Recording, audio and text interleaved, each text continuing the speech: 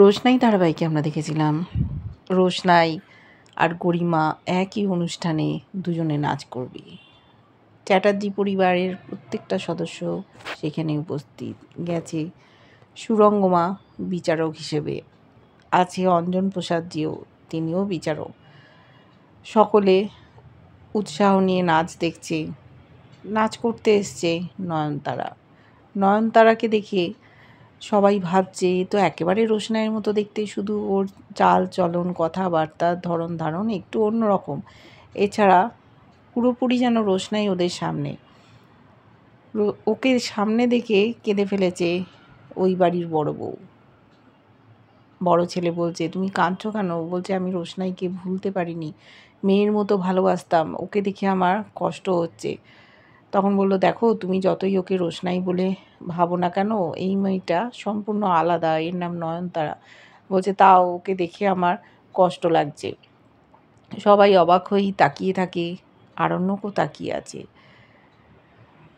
দেখেছি আরণ্যকের মা ওর বাবাকে বলছে, দেখো সব তো ঠিকঠাকই ছিল, এই মেয়েটা আবার কোত্থেকে এসছে, আমাদের ছেলে না, এর পেছনে আবার ছোটাছুটি করে। এই রকম যদি করতে থাকে তাহলে কিন্তু আবার ঝামেলার সৃষ্টি হবে। গরিমা ছেড়ে কথা বলবে না, ওকে হয়তো ক্ষমা করবে না। তবে এখন গরিমা বাদশার সাথে মিলেমিশে থাকার চেষ্টা করছে, বাড়িতে থাকছে। কিন্তু বাদশার বাবা বলছে, আমি গরিমাকে যতটা চিনেছি আমার মনে হয় গরিমা কিন্তু বাদশাকে কোনোভাবেই মেনে নেবে না, আজ না হয় কাল ও প্রতিবাদ করবেই। বলছে, কি বলছো তুমি? বলছে, যা বলছি তুমি দেখো। নাচ দেখছে সকলে, খুব সুন্দর নাচ হলো। এবার রেজাল্ট বের হবে, কে উইনার হবে। গরিমাকেই বিজয়ী ঘোষণা করা হলো। খুশি নয় দর্শকবৃন্দ, বলছে এটা তো ঠিক হলো না, কেন গরিমা মুখার্জিকে উইনার করা হলো? নয়নতারা ভালো নেচেছে।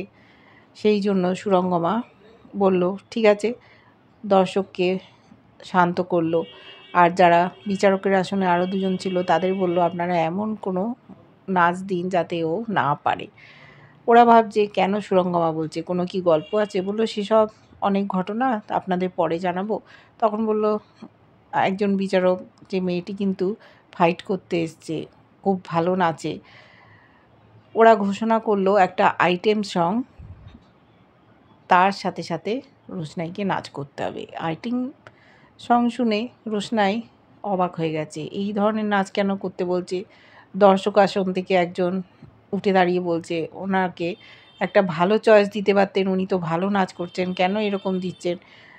রোশনাই এটাকে চ্যালেঞ্জ হিসেবে নিল, বলল, আমি একটু সময় চেয়ে নিচ্ছি, বিচারকরা যখন বলেছেন আমার কোনো অসুবিধে নেই, আমি ঠিক নাচটা করে দেখাবো। প্রস্তুত হয়ে এলো, খুব সুন্দর পারফরমেন্স করলো, সবাই অবাক হয়ে গেছে। ওর বাবাও খুব খুশি। এবার তো আর কিছু বলার নেই, ওদের কথা মতো নাচ করেছে। পপুলার চয়েস একটা করা হলো, যাতে ভোট দেবে দর্শকরা, আর বিচারকরা উইনার করবে একজনকে। গরিমা আর রোশনাইয়ের লড়াই, অর্থাৎ ওরা জানে নয়নতারা। আবার গরিমাকে উইনার করা হলো, কিন্তু এই বিজয়ী ঘোষণায় কেউ খুশি না, সবাই চায় নয়নতারা বিজয়ী হোক। তারপরে জানা গেল আর এক রাউন্ড নাচতে হবে গরিমা আর রোশনাইকে, একসাথে ওরা নাচ করলো। তখন দেখলাম যে মানুষ ভোট দিয়েছে রোশনাইকে, সেই অর্থে রোশনাইও বিজয়ী। পুরস্কার দেওয়ার সময় উপস্থিত সুরঙ্গমা পুরস্কার দিচ্ছে, নিজের মেয়েকে পুরস্কৃত করলো। তারপরে রোশনাইকে ডেকে নেওয়া হলো, ওকেও পুরস্কৃত করা হলো। দিতে চাইছে না সুরঙ্গমার, ও তো মেয়ে, কিন্তু মেয়ে বলে মানে না। কিছু বলতে বলা হলো গরিমাকে। গরিমা খুব আপ্লুত, ওর স্বামী আরণ্যক এসছে, শ্বশুরবাড়ির প্রত্যেকটা সদস্য এসছে, এমনকি মা আছে, সকলের সাথে পরিচয় করিয়ে দিল, মাকেই প্রাইজটা ডেডিকেট করলো। তারপরে নয়নতারাকে কিছু বলতে বলা হলো। নয়নতারা তখন বলতে শুরু করলো যে আমি আজ খুব খুশি, আমার বাবা এখানে আছে। বলল, না আজ আমি মিথ্যে কথা বলবো না। আমার বাবা শ্রী রঞ্জন প্রসাদ শর্মা। সবাই অবাক, পাশেই তো দাঁড়িয়ে আছে রঞ্জন প্রসাদ, তাহলে কার কথা বলছে? বলছে, বাবা তুমি একটু স্টেজে আসবে। বলল, এই যে এখানে ইনি দাঁড়িয়ে আছেন, ইনি রঞ্জন প্রসাদ না, ইনি অঞ্জন প্রসাদ। আমার বাবার পরিচয়, বাবার যে খ্যাতি, সেইগুলো উনি ভোগ করছেন। উনি চিৎকার করে উঠেছেন, কি তুমি বলছো মেয়ে? বলল, দেখুন আপনি একদম গলা নামিয়ে কথা বলবেন। ততক্ষণে ওর বাবা স্টেজে উঠে গেছে। তখন বলেছে, আমি আমার মেয়ের পারফরমেন্সে খুব খুশি, আমার মেয়েকে অনেক দূর এগিয়ে নিয়ে যেতে চাই। আর আমি রঞ্জন প্রসাদ এতদিন আড়ালে ছিলাম, এবার আমি মেয়ের জন্যই সামনে এসেছি। সুরঙ্গমা ভয়ে ভয়ে আছে। বলছে রোশনাই যে আমার কাছে এমন অনেক সত্যি আছে যেগুলো শুনলে আপনারা অবাক হয়ে যাবেন, তাই আমাকে আপনারা এখনই মুখ খুলতে বাধ্য করবেন না। আমি কিন্তু সব জানি, এখনও সেই সময়টা আসেনি। সঠিক সময় আমি সব কিছু দর্শকদের বলবো। আমি অপেক্ষায় ছিলাম, এইরকমই একটা পারফরমেন্স করতে করতে আমি আমার জীবনের সমস্ত ঘটনাগুলো জানিয়ে দেবো। আরণ্যক হাঁ করে তাকিয়ে আছে, কি বলছে? ও তো জানতো যে রঞ্জন প্রসাদের মেয়ে হচ্ছে রোশনাই, তাহলে এ কে? বুঝতে পারছে না। সবাই অবাক হয়ে তাকিয়ে আছে। স্টেজ থেকে নেমে গেল রোশনাই ওর বাবার সাথে। আরণ্যকও পেছন পেছন যাচ্ছে। যেই গরিমা দেখেছে আরণ্যক যাচ্ছে, সাথে সাথে ও ছুটে এসে আরণ্যকের হাতটা ধরে নিয়েছে। বলছে, তুমি কেন যাচ্ছ ওদের পেছনে? আমি যা শুনলাম আমি অবাক হয়ে গেছি, এই ব্যাপারে তুমি আর ঢুকো না। বাড়ি চলে গেছে সবাই। আরণ্যককে দেখেছি একবারে ড্রিঙ্ক করে অস্থির হয়ে গেছে। গরিমা ওকে নিয়ে গিয়ে বিছানায় শুইয়ে দিয়েছে। রোশনাইয়ের শোকেও একেবারে পাথর, কান্নাকাটি করছে। বলছে, তুমি কেন বারবার রোশনাইয়ের নাম করছো? ও তো আর নেই। বলল, নয়নতারাকে দেখে কি তোমার এরকম মনে হয়েছে? বলছে, কেন রোশনাই চলে গেল? ওর সঙ্গে তো আমার গাঁটছড়া বাঁধা হয়েছিল। বলছে গরিমা যে, আমার সাথে কি তোমার কিছু হয়নি? আমি তো তোমার বউ, আমি তোমাকে ভালো রাখবো, আমি তোমার মন ভালো করে দেবো, তুমি একেবারেই চিন্তা করো না, আমি আছি তোমার সাথে, কেন তুমি ভাবছো?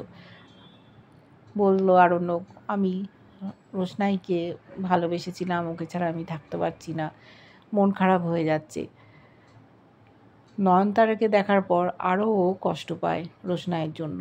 বুঝতে পারে না এই কি রোশনাই নাকি এ আলাদা মেয়ে নয়নতারা। রোশনাই ফিরে গেছে, ওর বাবার সাথে কথা বলছে। বাবাকে বলছে যে একটা ধাপ আমরা এগিয়ে গেলাম। উকিলবাবুও শুভেচ্ছা জানিয়ে গেছেন যে খুব ভালো হয়েছে আপনার পরিচয়টা সকলকে জানিয়ে দিয়ে। এরপর রোশনাইয়েরও পরিচয় দেবে, ওর মায়ের পরিচয় দেবে। ও তো সুরঙ্গ আমাকে মা বলে স্বীকারই করে না। বলছে, দেখো বাবা, আমার মা যে মারা গেছে, আমার মনে হয় না মা আত্মহত্যা করেছে, আমার মাকে কেউ হয়তো মেরে ফেলেছে। বলছি, কি বলছিস তুই? বলল, হ্যাঁ। বলল, আরেকজন আছে রাজেশ। বলছে, রাজেশ নামটা যেন চেনা চেনা লাগছে। বলছে, ওই রাজেশও কম শয়তান নয়। এই যে অঞ্জন প্রসাদ আর সুরঙ্গমা দুজনের মতোই ওই রাজেশ। রাজেশের সাথে আমার বিয়ের কথা হয়েছিল। মামা আমাকে জোর করে বিয়ে দেওয়ার চেষ্টা করছিল, মামাই ফাঁসি দিয়েছিল। বলল, মামা তোকে এরম করেছিল? বলল, হ্যাঁ। বলছে, কি ঘটেছিল? বলল, বাবা সে অনেক গল্প, একদিন বলবো। কিন্তু আমি দেখেছিলাম যেদিন আমাকে গাড়ি করে জলের মধ্যে ফেলে দেওয়া হলো, সেদিন রাজেশ ছিল ড্রাইভারের সিটে। বললো, রাজেশ ছিল? বললো, হ্যাঁ। বলছে, আমি এক এক করে সবার এবার খবর নেব, কাউকে ছাড়বো না, রাজেশকে তো আমি শেষ করে দিতে চাই, দেখো না আমি কি করি। রঞ্জন প্রসাদ বলছে, দেখ মা, তোকে আমি এতগুলো বছর পর পেয়েছি, আমি আর তোকে হারাতে চাই না। আমি কতদিন বাঁচবো জানি না, তোকে তৈরি করে দিতে চাই। তোর পরিচয় নিয়ে যারা সন্দেহ প্রকাশ করেছিল তাদের আমি বলতে চাই যে তুই আমার মেয়ে, আর তোকে আমি নাচের জগতে একেবারে শিখরে তুলে দিতে চাই।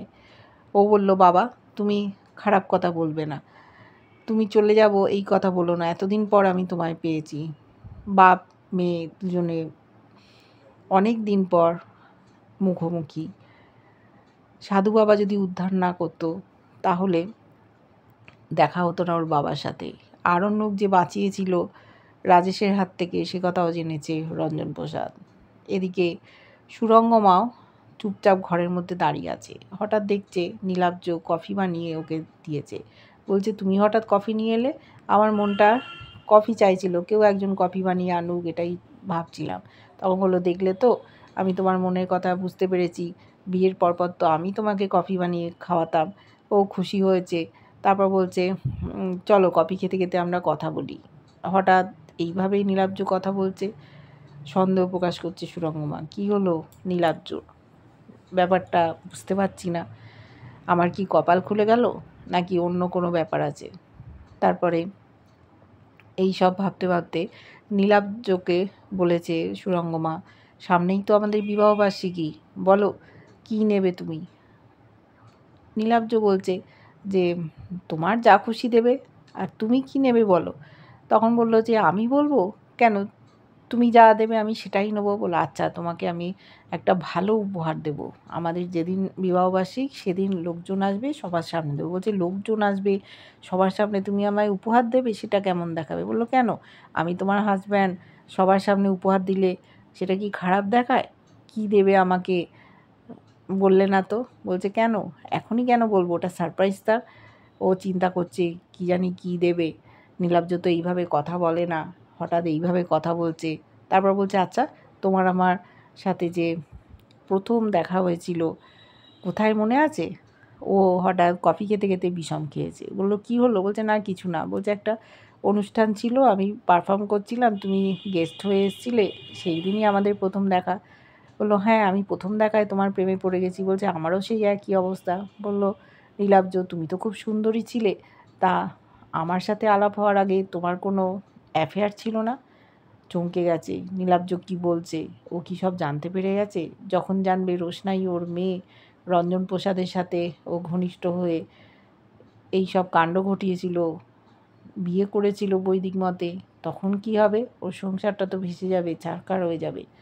নীলাব্জ ভালো মানুষ, কিন্তু অনাচার কেউ সহ্য করতে পারে না। গরিমা যখন জানতে পারবে রোশনাই ওর বোন, তখন ওর মায়ের দিকে কোন চোখে তাকাবে? মায়ের প্রতি যে ভালোবাসা আছে অগাধ, সেই ভালোবাসা কি থাকবে? ভয় পায় সুরঙ্গমা। সেই জন্য পৃথিবী থেকে সরিয়ে দিতে চায় রঞ্জন প্রসাদ আর রোশনাইকে। ওরা বেঁচে থাকলে এর জীবনে অনেক ক্ষতি হতে পারে, ওর মান সম্মান ধুলোয় লুটিয়ে যেতে পারে। তাই আপ্রাণ চেষ্টা করছে ওদেরকে পৃথিবী থেকে সরিয়ে দেওয়ার। কিন্তু এবারও রোশনাই বেঁকে বসেছে, ওর বাবা আছে ওর পাশে, তাই উকিলবাবুও সাথ দিয়েছেন। একসাথে ওরা লড়াই করছে, কোর্টে কেসটা উঠবে, সকলে মিলে প্রতিবাদের ঝড় তুলবে। কেমনভাবে রোশনাই নিজের হারানো সম্মান ফিরে পায়, নিজের পরিচয় সকলের সামনে প্রকাশ করে, সেটাই দেখব। এমনকি সুদর্শনাও আত্মহত্যা করেনি, সেটাও বলেছে ওর বাবাকে। কোনো চিঠি লিখে গিয়েছিল কিনা জানতে চেয়েছিল রঞ্জন প্রসাদ। তখন বলেছে রোশনাই, আমি তো কোনো চিঠি পাইনি, আমি তো সে সময় চলে গেছিলাম, গ্রামবাসীরা পেয়েছিল কিনা আমি জানি না, কিংবা কেউ সেই হাতে লেখা চিঠিটা সরিয়েও দিতে পারে। রঞ্জন প্রসাদজি বলছে, না, সেটা হয়তো হবে না, কিন্তু চিঠি তো লিখে গেছিল সুদর্শনা, সেই চিঠিটা আছে আরণ্যকের কাছে। জানতে পারেনি রোশনাই কোনো দিন, বলার মতো সুযোগ হয়ে ওঠেনি। একমাত্র জানে আদিত্য কাপুর আর ওর নাচের শিক্ষক।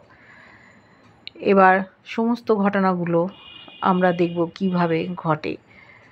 জানতে পারবে আরণ্যক যে রোশনাই বেঁচে আছে। তখন গরিমার কী হবে? কেমন লাগছে ধারাবাহিকটা জানিও। ভালো লাগলে লাইক, কমেন্ট, সাবস্ক্রাইব করা, যারা ফেসবুক পেজ থেকে দেখছো ফলো করে সাথে থেকো।